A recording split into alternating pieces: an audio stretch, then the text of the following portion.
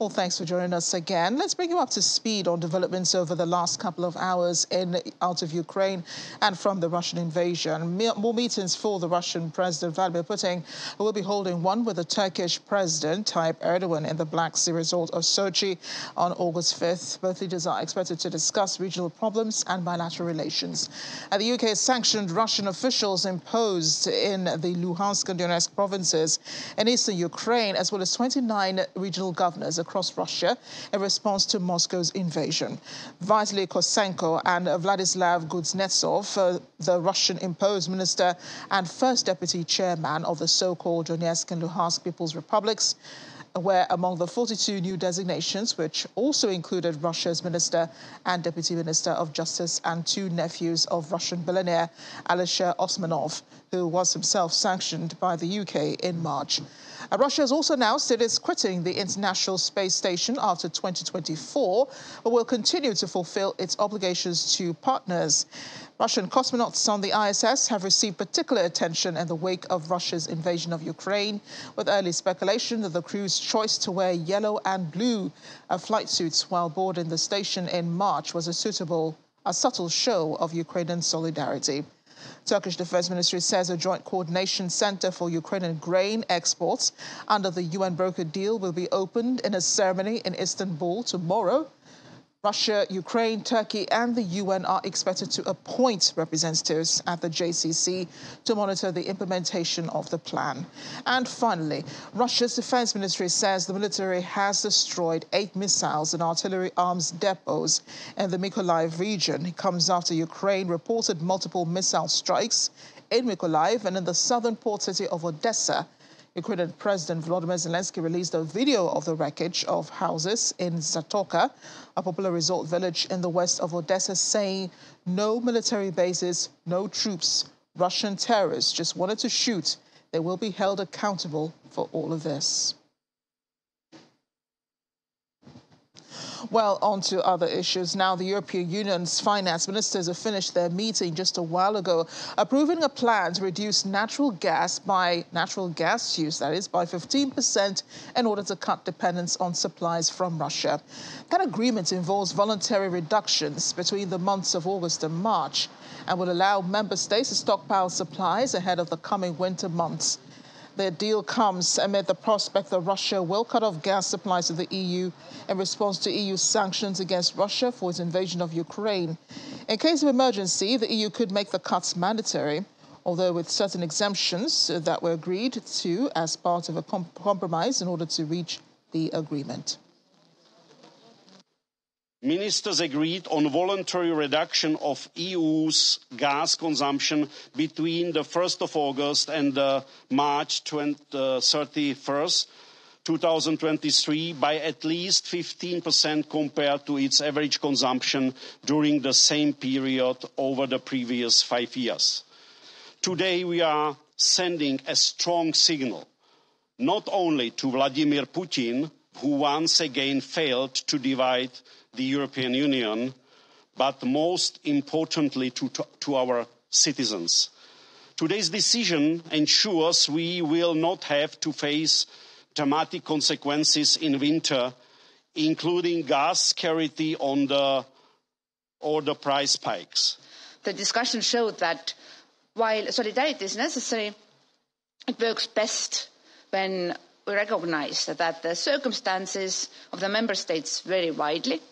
Some are not integrated into the EU gas network or don't use gas at all. The outcome takes these differences into account. I was very frank with the ministers today on the need for the plan to remain credible, and we have succeeded in ensuring that. Our initial calculations indicate that even if all the exemptions were used in full, we would achieve a demand reduction that would help us safely through an average winter. The most crucial outcome is that we will start saving gas now and that we have a blueprint to act together in a coordinated way if the situation worsens.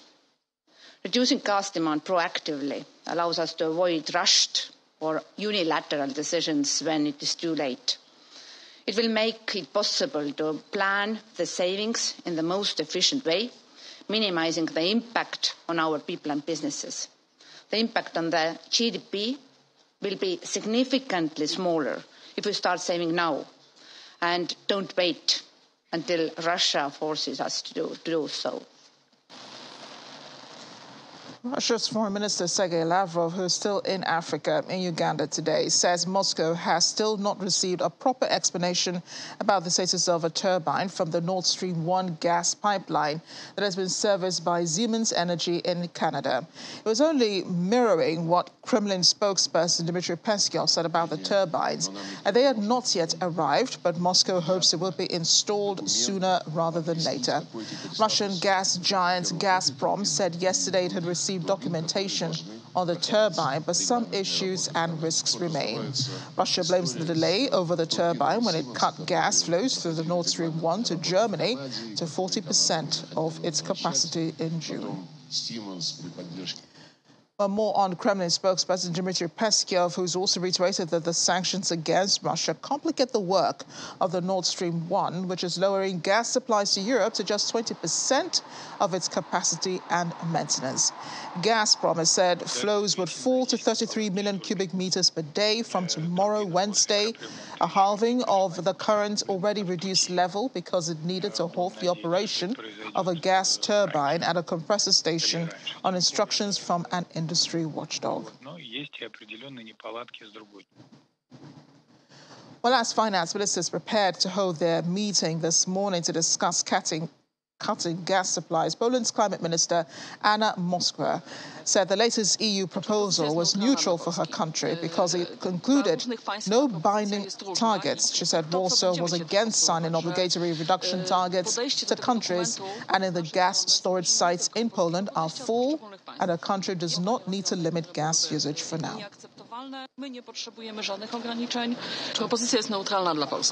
The proposal is neutral for Poland.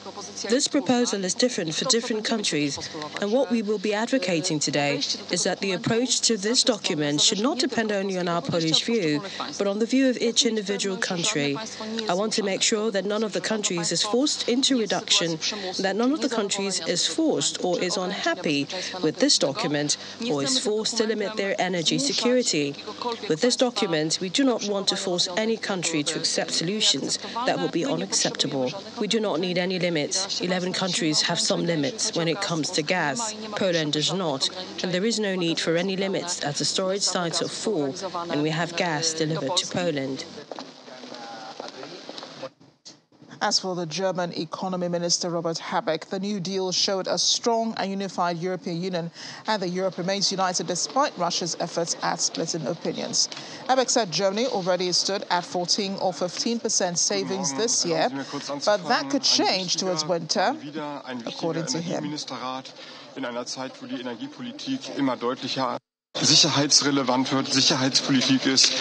Europe is a complicated entity, but from this complex situation, it is always possible, and I would say this looking back at the last 6 months, to act astonishingly strong and astonishingly united out in a spirit of community. I think that's how it will be today.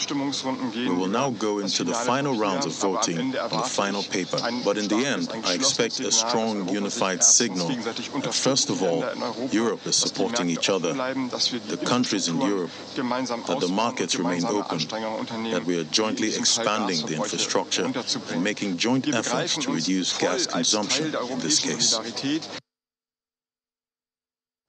French President Emmanuel Macron is in Cameroon, the first leg of his Africa tour, where he's described the current global food crisis as one of Russia's weapons of war. Cameroon, like many developing countries, is grappling with sharp increases in prices for oil, fertilizer and foodstuff. Severe fuel shortages hit the capital Yaoundé last week, leading to long queues at petrol stations. The French president's trip to Africa is meant to strengthen political ties with the continent and help boost agricultural production amid the growing food insecurity linked to the war in Ukraine. African governments have largely avoided taking sides and refused to join Western condemnation and the sanctions.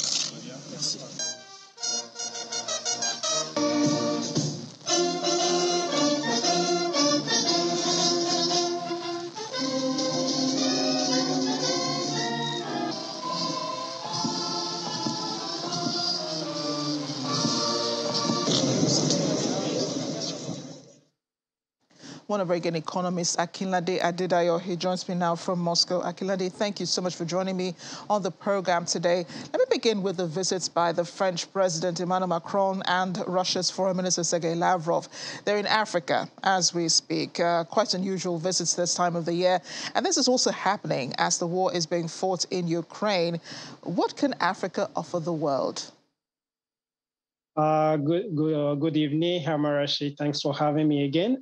What can I say? Africa is having a lot of things to offer the world because this is just an evidence of what Russia have been saying for a while, that the world is about to turn from a single multipolar world from a single world to a multipolar world, what they usually say. And you can see that there has been a lot of information that the European countries, or let's say the Western countries, they want to isolate Russia. And this is just an evidence that Russia cannot be isolated. And you can see that President Putin, the Minister of Foreign Affairs, Lavrov, all of them, they are traveling to a lot of countries in order to improve their relationship with those countries. So which is just an evidence that Russia is now they are moving towards the multipolar world that they are present. So you can see that immediately there is a movement by Russian to any country. The Western country, they need to send their representative to such country. So which is Africa. Africa is having no option before. We have just one country just to listen to, which is the Western country. Now another world is about to be created, and they need a lot of people. We can see that, let me cite an example that in some years back now, we can see that there is a revolt in the French countries like Mali, Burkina Faso. And in this country, they are ready to have relationship with Russia, which is also laying a foundation for countries like Cameroon and maybe Benin. So which France will not allow something of that nature to happen maybe in the nearest future. So I can say from my home perspective, this is just an evidence of what is happening in that African country and some other countries in the nearest future. But is it interesting, that they're making these trips to other countries? The Russian foreign minister is in Uganda today. Yesterday he was in Egypt, and he's off to Ethiopia, I think, eventually. And then the French president is in Cameroon today. He also has about 2 other countries to visit. Is it interesting that none of these visits are passing through, and none of these VIPs is passing through Nigeria? Actually, I don't know what I can say about Nigeria in the recent time, because Nigeria is having a very close tie with the Western country, the Britain and maybe America. But I know maybe in the nearest future, something of that nature might probably happen. Okay, well, moving on now, Russia's given no assurances of gas deliveries to Europe. And now the European countries are cutting gas use by 15%. How sustainable do you think that will be? Because I think they intend to hold on to this until, Russia eventually stops its operations in Ukraine. I think we can see from what Russians have been saying for a while, they are giving the evidence that they are keeping to their contract. So I don't think I can give like an example. Every European citizens know that there is a regular repairs of everything that has to do with gas pipe or maybe hot water pipe during summertime, because this is the best time for the repairs. I can see, according to what Russia said, they say they are carrying out their regular repairs. So that is why all this cut in the gas supply. That is why a turbine was sent to Canada, to the Siemens for repairs. So all these repairs are being carried out as a regular checkup to make sure that things works out during the winter time. But it is just that it is unfortunate that the whole process come in a period like this, that Europe is having conflict with Russia. And Russia the problem is that people are not listening to Russia. Russia keeping on saying this on a regular basis, that we are keeping living up to our contract. What we're supposed to do, we are going to do. We are going to play our own role, just play your own role. If the European countries, they can do whatsoever they're supposed to do at the right time, Russia is going to keep on supplying gas as they have promised. But Russia did change the agreement, right? Because gas supplies were supposed to be paid for in dollars, but then Russia changed it, and now people are paying for gas in ruble. So Russia didn't quite keep to its own agreements, right? Actually, according to the contract, they said that it is stated in the contract that there are other alternatives, which means that despite the fact that they are having the contract either in euro or in dollars, there are also clauses there that gives Russia to ask for another means of payment. It's just that during this period, we all know that the Europe are staying to the sanction. That is why they are not interested in paying in rubles. But according to the clauses that they are having in the contract, they clearly stated that there are some other currencies behind dollars and euro. So I think that Russia is not violating any rule in that part. And do you think that these sanctions imposed by the West are working on Russia? Are they being felt?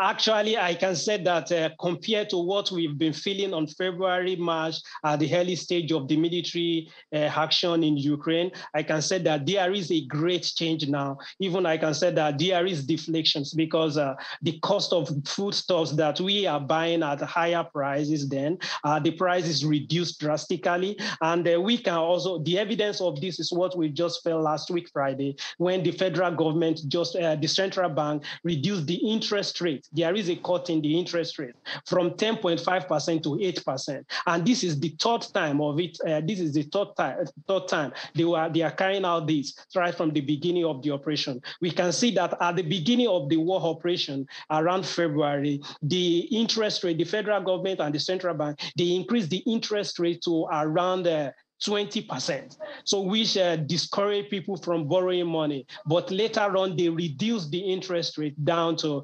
12.5%, later to 10%. And on Friday, it was reduced to 8%. And also the inflation rate is also, the inflation rate, I think the statistics also reduced from 17.5%. I think the inflation rate is around maybe 11 or 10% now. So there is a great improvement. Russia is having the materials to fight the sanctions. Akinlade Adedayo, thank you so much for breaking it down for us. Appreciate you joining me on the program today. Thanks for having me. We're in Russia now. The defense team of U.S. basketball player Brittney Griner, detained in Russia on drug charges, have argued in court today that she had used medical cannabis to assuage pain from injuries like many other elite international athletes. Griner, a Women's National Basketball Association WNBA player who has played in Russia during the league's off-season, was detained at the Moscow airport on February 17 with vape cartridges containing hashish oil in her luggage. Medical marijuana is illegal in Russia. She faces a possible jail sentence of up to 10 years in a case that has highlighted the fraught relations between Russia and the United States at a time of heightened tension over Moscow's military intervention in Ukraine. During the time we were in the courtroom, as usual, we were able to spend time with Ms. Griner, talk to her, ask her about her welfare, and she confirms that she is doing okay and as well as can be expected under these circumstances. We are still saying that she involuntarily brought it here because she was in a rush, as she said, packing, and this medication, she just forgot to take it out of her luggage.